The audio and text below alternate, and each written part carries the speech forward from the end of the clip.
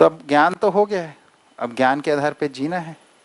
तो उसमें अनुमान किसका होता है, न्याय कैसे होगा। तो न्याय का आधार तो हमारे पास है। अब अभी जब हम भ्रमित अवस्था में क्या करते हैं, हमारे पास न्याय का आधार नहीं है, हम व्यवहार करने जाते हैं, न्याय का प्रयास करते हैं, पर आधार नहीं होने से न्याय नहीं होता है। अब उधर आधार है, ठीक है, तो हम व्यवहार करने गए तो अनुमान बनाएंगे कि नहीं बनाएंगे उसका, है ना। और उस अनुमान के अंदर आपका विचार, समाधानपूर्ण विचार का भी योगफल रहेगा, है ना, विचार के आधार पे। और उसके मूल में जब आप इसमें सफल हो जाएंगे, है ना, तो आपको उसकी अनुभूति भी होगी, ठीक है। तो भास आभास प्रतीति क्या है कि उसको करने जाने के लिए जो आपने एकदम निश्चयात्मक या परिपुष्ट अनुमान बना लिया अपना। प्रतीति का परिभाषा है परिपुष्ट अनुमान। तो आपने व्यवहार के लिए अपनी बुद्धि, अपना वृत्ति में समाधान, है ना, और जो आपके पास उससे फिर चित्रण जो बना उसके आधार पे ऐसा करना ठीक रहेगा, है ना। वो हो गई प्रतीति, और उसका जब क्रियान्वयन हो गया तो उसकी अनुभूति होगी। तो ये क्या चीज है, ये अब अनुभव के बाद प्रत्यावर्तन होता है मूल्यांकन के रूप में। तो जो हमने ज्ञान के रूप में पाया है वही चीज हमारे को जीने के बाद उसका प्रत्यावर्तन होता है मूल्यांकन के रूप में, और वही अनुभूतियां हैं। ज्ञान में पता चल गया हमें आधार क्या है सब चीजों का, है ना, कि व्यवहार ऐसा है, न्यायपूर्ण होना है। अब इसको जीना भी पड़ेगा, जीते हैं तो उसका वैलिडेशन होता है, वैलिडेशन ही आपका अनुभूति है, ठीक है। इसलिए उसको अनुमान के रूप में भाषा दी है, भास आभास प्रतीति और अनुभूति, ठीक है। और यही भाषा जब अध्ययन काल में है तो भास आभास प्रतीति और अनुभव बोला है, और वो है अपना अनुमान किस अर्थ में, अध्ययन के अर्थ में, है ना। तो भाषा से होता है, जैसे किसी से बोलते हैं, बच्चे से भी पूछेंगे कि न्याय होना चाहिए अन्याय होना चाहिए, बोलते हैं न्याय। ये कैसे बोल दिया, शब्द के आधार पे, अर्थ नहीं मालूम, ये भास है, ये भ्रमित अवस्था का भास है ना। फिर आप कोई शिविर कर लेता, उसको परिभाषा सुन गई तो उसको लगता है कि उसको अब न्याय कुछ पकड़ में आ गया, है ना, ये आभास हो गया, उसको कुछ और स्पष्टता बनी है। पर फिर जब हम सारी भाषा से कोई निष्कर्ष निकालते हैं कि ये सूचना है तो बहुत अच्छी है, इसको तो जीने पड़ेगा हमें।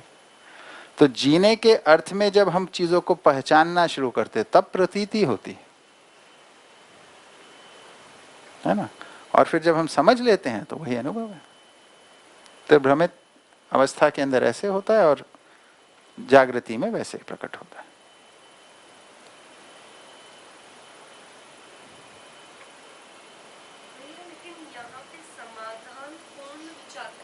जी जी जी समाधान पूर्ण हो गया विचार, सत्य सहज आभास कैसे होगा, सत्य सहज अनुभव होगा। वृत्ति में आभास ही होता है, अनुभव कहाँ पे होता है, हाँ ठीक है ना, वृत्ति में आभास ही होता है। ये वृत्ति जो है आत्मानुगामी हो गई है, इतना ही बोला जा रहा है। सत्य सहज, सत्य कहाँ है, ज्ञान में, ज्ञान कहाँ है, आत्मा में। लेकिन समाधान पूर्ण तो आत्मा में ही होगा, मतलब जीवन में ही होगा।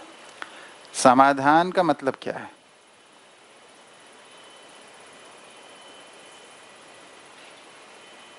तीन शब्द हैं, ज्ञान, दर्शन और समाधान।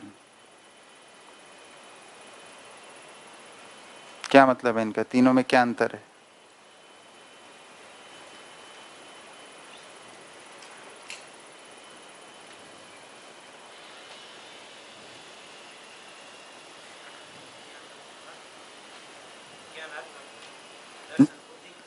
हाँ जी, तो होने के स्वरूप का ज्ञान होता है। होने का स्वरूप क्या है, सत्ता में संपृक्त प्रकृति, इसका ज्ञान होता है। आत्मा स्वयं को सत्ता में भीगा डूबा गिरा देख लेती है, ये ज्ञान है, यही अनुभव है ना। ज्ञान के आधार पे बुद्धि में दर्शन होता है, नियम नियंत्रण संतुलन रूपी व्यवस्था का दर्शन हो जाता है। इसका रहने का स्वरूप, इस अगर ये स्थिति है, अगर ये एकदम तात्विक स्थिति है, इसका फलन जो सहस्थित प्रगटन के रूप में क्या है, ये स्पष्ट हो जाना, ये दर्शन है ना। तो कि भाई अगर ये स्थिति है कि सत्ता में संपृक्त प्रकृति है, तो इसके आगे तो परमाणु ही व्यवस्था की मूल इकाई होगी, परमाणु रचित अणु होंगे, अणु रचित रचनाएं होंगी, और ये सब पूर्णता के लिए क्रियाशील रहेंगे, और इसमें 4 अवस्थाएं ही होंगी, है ना। इन अवस्थाओं में ये रूप गुण स्वभाव धर्म होंगे, है ना, ये इनका आचरण ऐसे होगा, और ये सब ऐसे क्रियाकलाप धरती पे सजेगा, ये सब स्पष्ट हो जाता है उससे। ये दर्शन है, नियम नियंत्रण संतुलन पूर्वक जो व्यवस्था है उसका दर्शन। ठीक है, ये जब हमारे को समझ में आ गया, अब इससे हमारे जीने का एक स्वरूप निकल के आता है, इस आधार पे जीने का। तो जिसको हम इधर समझ कह रहे थे, है ना, अब ये कल्पनाशीलता जो हमारी थी, अभी भ्रमित अवस्था में ये अस्पष्ट गति थी, अब ये अस्पष्ट नहीं रही, अब ये स्पष्ट गति हो गई। इसी का नाम समाधान पूर्ण विचार है। यहां पे स्पष्टता आ गई है हमारे पास। ठीक है, क्या स्पष्टता आ गई है कि मानव व्यवहार में क्या होना है, हमें मालूम है न्याय होना है, तो न्याय का ही निर्णय हमारे में हो रहा है अब, है ना। तो न्याय जीने के लिए अब क्या किया जाए, उसके लिए विचार करते हैं, उसी को फलित करते हैं, है ना। तो ये जो हर स्थिति परिस्थिति में अब क्या करना है, क्यों करना है, कैसे करना है, कितना करना है, कब करना है, स्पष्ट हो रहा है। इस स्थिति का नाम समाधान है। तो समाधान जो है ज्ञान के आधार पे जीने में जो मानसिक स्पष्टता है, उसका नाम समाधान है। ठीक है, समाधान जीने का रूप है, जागृति का पहला प्रमाण समाधान। अभी हम इसको ज्ञान के साथ इंटरचेंजेबली यूज करते हैं, ज्ञान हो गया समाधान हो गया, ऐसा बोल देते हैं, जबकि समाधान ज्ञान का जीने में प्रकटन है, मानव द्वारा ज्ञान को जीने के स्वरूप में जब प्रकट करता है ना। जैसे अभी हम शिक्षा के अर्थ में सोचते हैं तो शिक्षा का समाधान करेंगे, शिक्षा कैसी हो। आहार के बारे में सोचते हैं तो परिवार में आहार व्यवस्था कैसी हो, इसका समाधान होगा। तो समाधान का मतलब क्या हो गया कि अब हम जो मानव को अपने प्रमाणित होने के लिए जो जो क्रियाएं करनी है, उन सब में कैसे वो पूरा कर ले, ये सब समाधान है।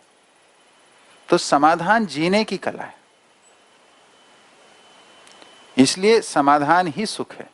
अब जीने में पूरे पड़ते रहते हैं, क्योंकि हमारे पास अब बेस आ गया है ज्ञान का, ज्ञान और दर्शन का बेस है ना, यानी ज्ञान और विवेक संपन्न है हम। इसके आधार पे अब हम समाधान को प्रकट करते रहते हैं हर परिस्थिति में, है ना। हमसे कोई पूछता है कि हमारी समस्या ये है, तो उसका भी समाधान दे देते हैं।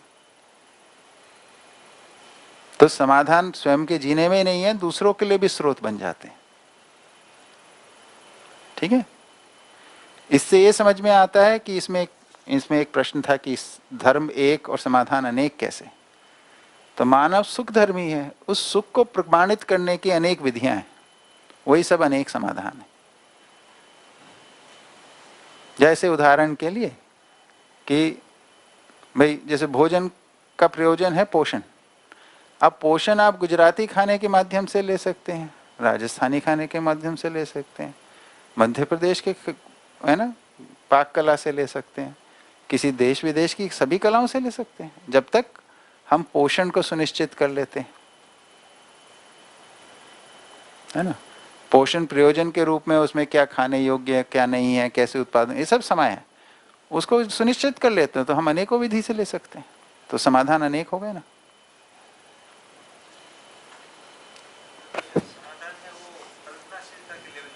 जी, आत्मा, हाँ, तभी तो जो 4 आयाम हैं, अनुभव, विचार, व्यवहार और कार्य, तो विचार के स्तर पे समाधान है ना। अनुभव के स्तर पे सत्य, है ना, जिसको बोल रहे हैं। व्यवहार के स्तर पे न्याय, तो न्याय धर्म, धर्म ओब्लिक समाधान, कभी धर्म लिखा है कभी समाधान लिखा है ना। और अनुभव के स्तर पे सत्य, और कार्य के स्तर पे नियम। हाँ, तो अनुभव के आधार पे ही समाधान होगा, यही।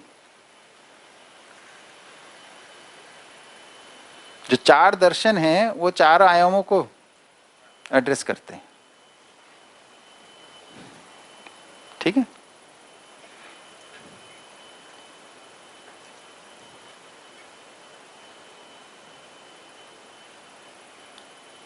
ठीक है, स्पष्ट हुआ? ठीक। किसका? प्रकृति, प्रतीति, प्रतीति। इसकी परिभाषा है परिपुष्ट अनुमान, जिसका मतलब है अब आपका अनुमान इतना रिफाइंड हो गया है कि आप सच्चाई के एकदम पास पहुंच गए हो, पर अभी भी अनुभव नहीं हुआ है,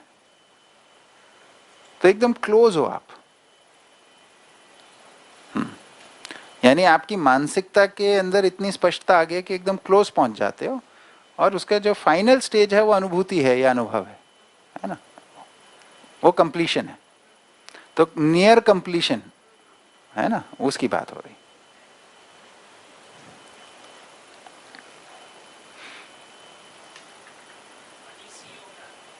मानव, मनीषी, मानव के लिए, मानवों पे निर्भर।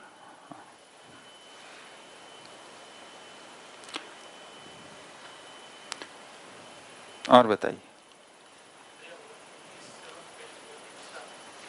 दीक्षा क्या परिभाषा दी है इसकी?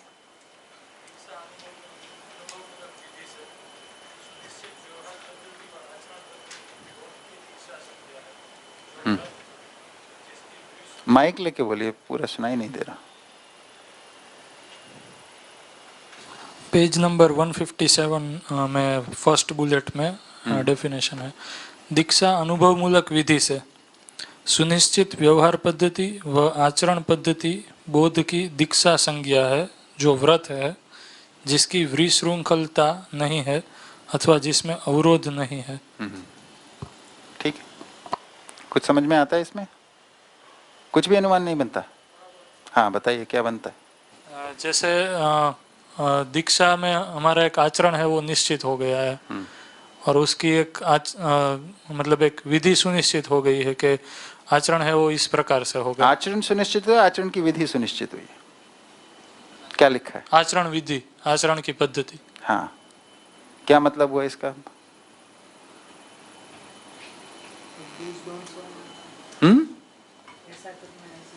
नहीं, सुनिश्चित व्यवहार पद्धति।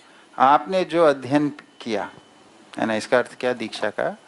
आप अध्ययन में से गुजरे, अध्ययन से गुजर के आप आ गए अनुभव में, अनुभव में आ गए, अब आपको स्पष्ट हो गया जीना कैसे है ना।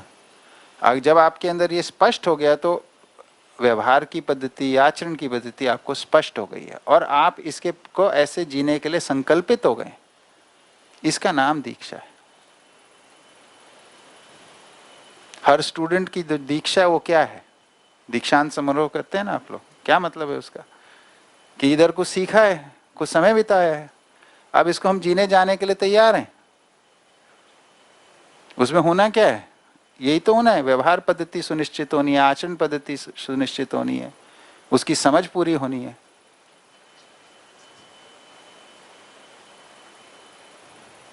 ठीक है,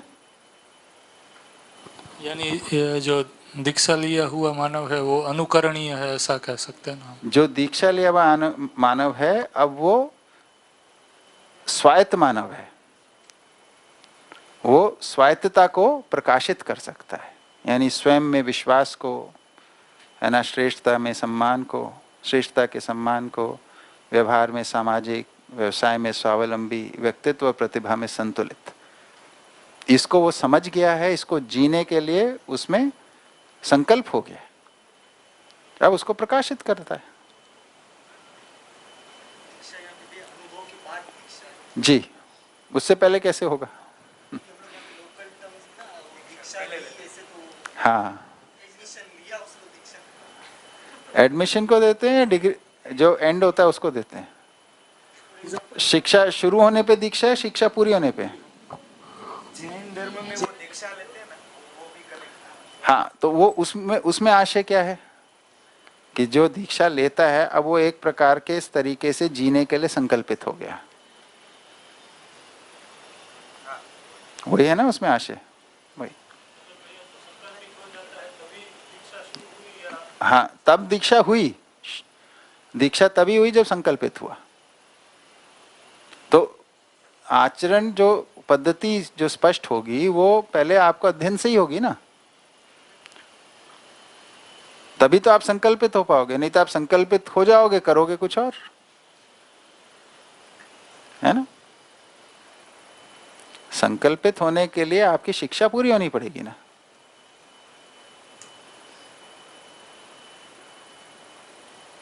ठीक है,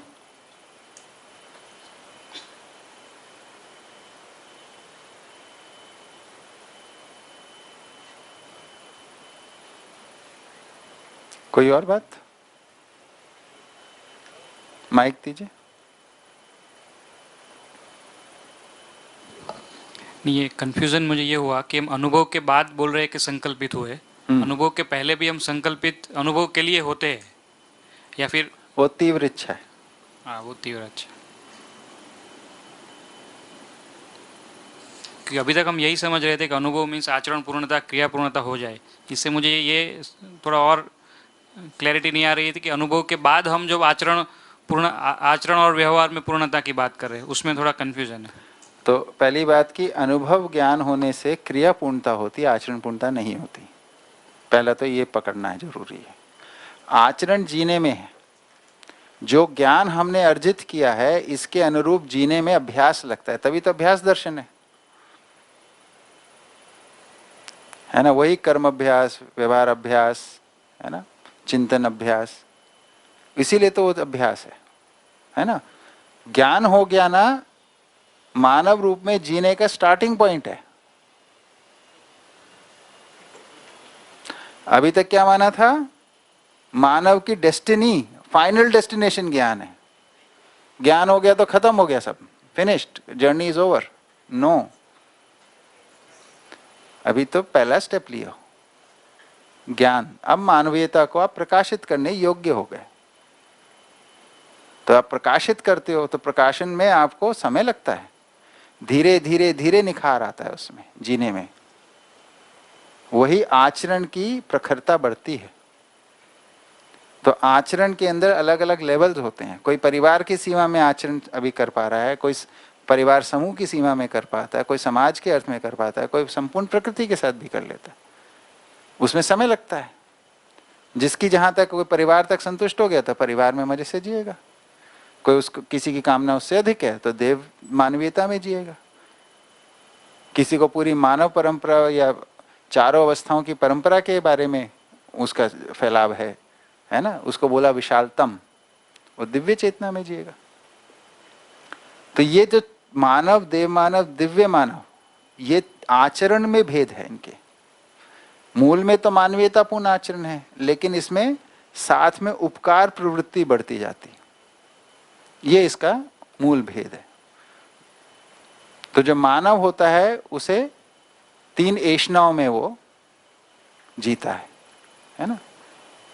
देव मानव केवल लोकेशना में जीता है। तो 3 ऐषणाओं के साथ उपकार करता हुआ मानव है ना। देव मानव क्या है? केवल लोक ऐषणा और उपकार। दिव्य मानव क्या है? केवल उपकार, उसे अब कोई प्रतिफल नहीं चाहिए, है ना, कि मैं समाधान पूर्वक जी रहा हूं, इसके लिए यश भी नहीं चाहिए उसे, उससे भी मुक्त हो जाता है। ठीक है ना। तो आचरण पूर्णता तब है जब दिव्यता में स्थापित हो गए, है ना। यानी समाधान, समृद्धि, अभय, सह अस्तित्व को आपने प्रमाणित कर लिया, यह आचरण पूर्णता है। मतलब ज्ञान हुआ में अनुभव हुआ में सिर्फ ज्ञान हुआ है, उसके बाद हम आचरण पूर्णता की तरफ हाँ, आगे बढ़ना है। अब जीने में उसको प्रकाशित करना है, उसको प्रमाणित करना है। ठीक है।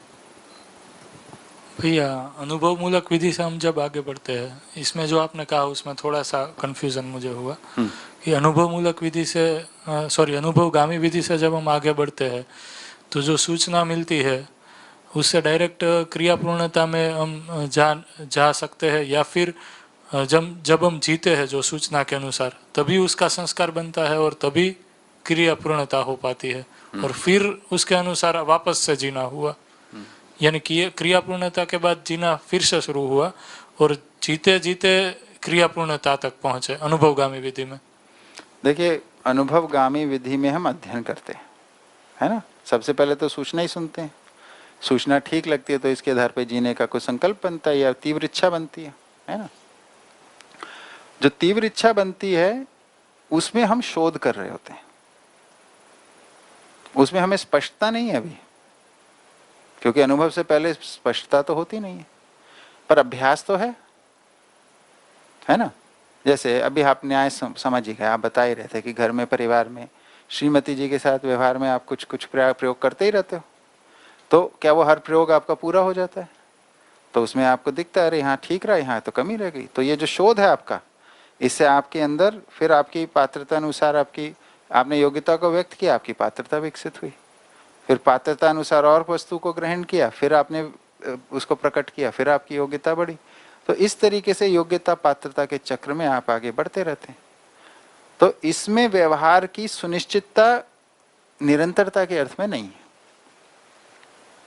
है ना। ये प्रयोगात्मक विधि से चलता है अभ्यास अध्ययन काल में, है ना। अनुभव के बाद क्रियापूर्णता के बाद अब प्रयोगात्मक नहीं है, वो निश्चित है क्या करना है आपको, है ना। फिर उसको अलग अलग क्रिएटिविटी से आप उसको प्रकट करते रहते हो, ठीक है ना। उसमें आपको पूरी स्पष्टता है, इसमें स्पष्टता नहीं है। इसमें तो अनुभव से पहले तो मानना ही है ना, जानना कहाँ हुआ। जब तक हम इस डिफरेंस को नहीं देख पाते कि समझ कहाँ है और विचार कहाँ है, विचार यानी कल्पनाशीलता के स्तर की जो बात है ना, तब तक ये कंफ्यूजन हो सकता है। ठीक है, और बताइए।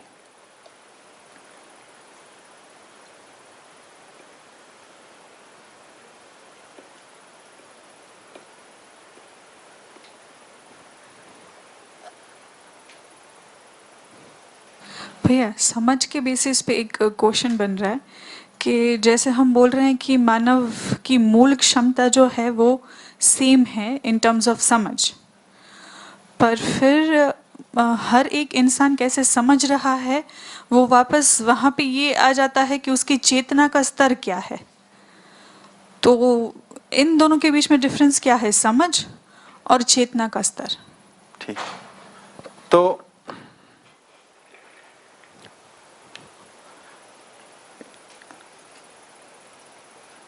ज्ञानावस्था है ना, ज्ञानावस्था की क्षमता है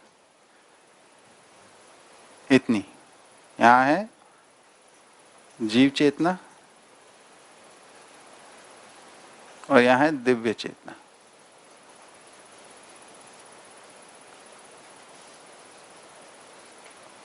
ठीक है, कोई भी ज्ञानावस्था की इकाई होगी, कम से कम होगी तो जीव चेतना में होगी, अधिकतम होगी तो दिव्य चेतना में होगी। ये रेंज हो गई पूरी। तो ये जो रेंज होती है इसको हम नाम देते हैं क्षमता। ज्ञान अवस्था की क्षमता इतनी है।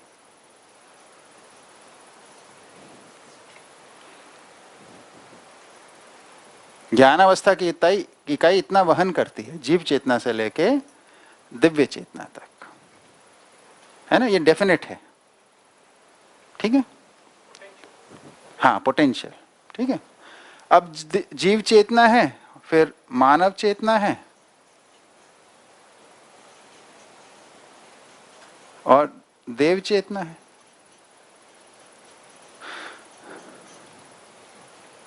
ठीक है, जीव चेतना में भी एक रेंज है। कोई 4 विषय में ही लिप्त है, ये चार भी छोड़ दीजिए, एक ही विषय में लिप्त है, सुबह से शाम तक बस खाने का ही सोचता रहता है, ऐसे भी लोग होते हैं, है ना। और कोई है जो संवेदनशीलता के आधार पे, है ना, सभी मतलब अपनी भी जो अस्पष्टता उससे भी पीड़ित है और समाज की जो दुर्दशा उससे भी पीड़ित है, तो संवेदनशीलता उसकी काफी विकसित हो गई है। तो ये भी एक रेंज है पूरी की पूरी। ये रेंज कहाँ से कहाँ है? ये विषयों में लिप्त होने से लेके अनुभव तक की रेंज है। जीव चेतना एक क्षमता है, कहां से लेके कहां तक? विषय से अनुभव तक।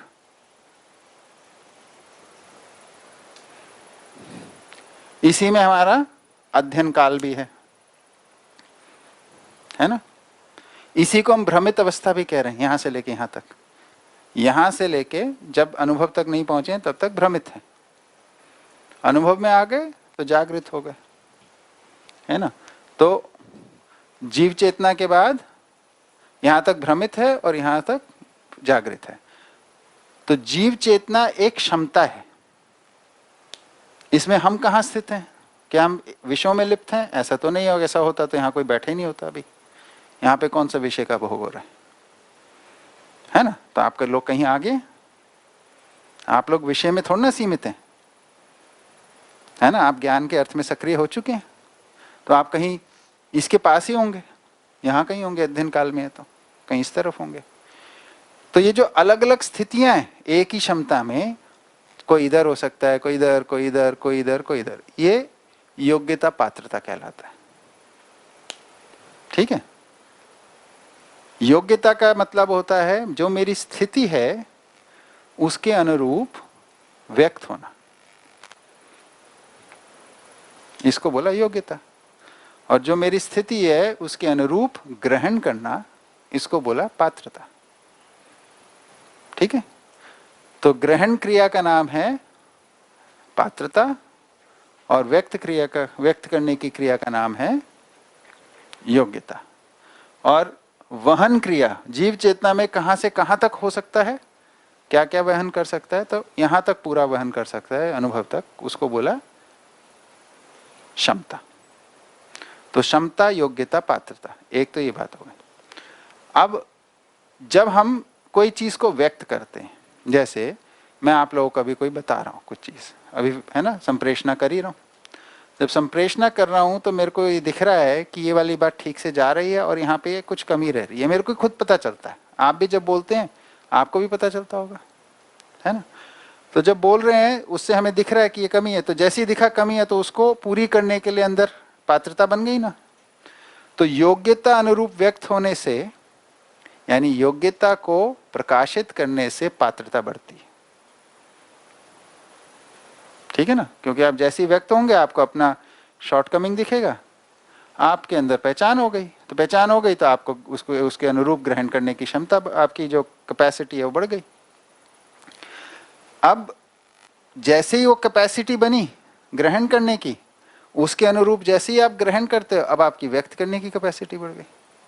तो पात्रता अनुसार ग्रहण करने से योग्यता बढ़ जाती है, योग्यता अनुसार व्यक्त करने से पात्रता बढ़ जाती है। तो अगर ये ऐसे है तो योग्यता व्यक्त की तो पात्रता बढ़ गई, पात्रता व्यक्त की योग्यता, तो ऐसे करते करते पूरी क्षमता तक पहुंच जाते हैं।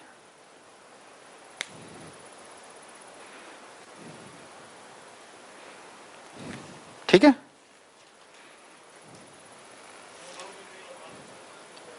हाँ, तो अब आगे अनुभव हो गया, जीव चेतना की पूरी क्षमता तक हो गए। अब क्षमता विकास, जीव चेतना से मानव चेतना में आ गए, तो जैसी पूरी क्षमता अनुरूप हो गए तो क्षमता विकास हो जाएगा। अब अलग क्षमता आ गई। हर क्षमता के निश्चित बल होते हैं, हर क्षमता की अपनी ताकत है ना। उसी के आधार जो बल होगा उतना ही वहन कर पाता है वो। तो अब समझ पूरी हो गई है, अनुभव ज्ञान हो गया, अब उसका वहन करने की सीमा कुछ और हो गई है।